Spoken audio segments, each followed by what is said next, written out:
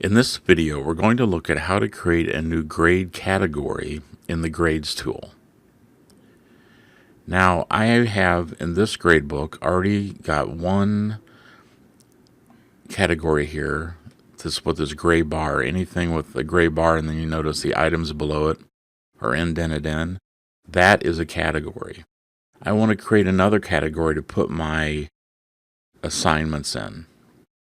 And I want to separate out the two items here that are not 25 points, because that's really a case study that the students are doing. So I'm going to put all the rest of the items into another category. The way you create the category is go here to New, click on Category. You give the category a name. So go ahead and put in Assignments. The short name is optional, and generally you don't need a short name for category because the category in the actual spreadsheet view of the grades is wide enough that the name is not going to take up too much room.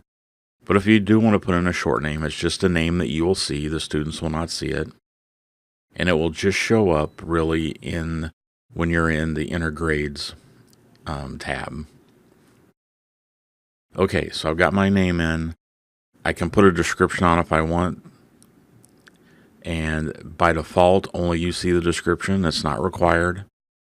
And when you actually create your own, you may find that this is twirled shut, and you'd have to open it to enter anything in.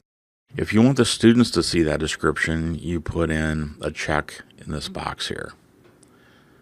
I'm not going to put a description on this one. Next is a couple check boxes here.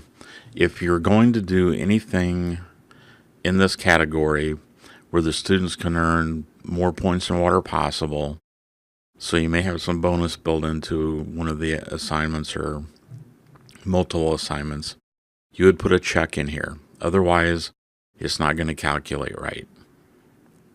Okay? If you're putting a bunch of items in this category that you want to exclude from the final grade calculation, you just put a check in that box. And then you do have the ability to distribute points across an entire category. And all the assignments in this one are going to be worth 25 points. And I am going to drop one low item off of this. So I'm going to put a selection there. You have the option to drop as many highest grades or as many lowest grades as you want. You don't have to do either. But I am going to drop one low score. And then one other thing down here at the bottom under display options, you have the ability to set the display. And these are things like the class averages and grade distributions. Typically these are not displayed, but you do have the option to do that if you like. And you can override the options on individual grade items here by putting a check there. But generally, the only thing you're going to be doing here is putting in a name and then maybe dropping one or more items. That's the most common use.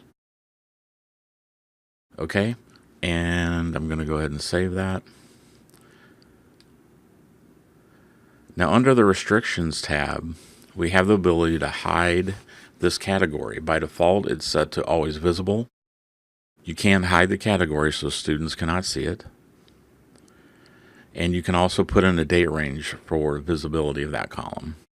You also have the ability to release the grade column based on certain release conditions. And you can check out our videos on release conditions for more information about that.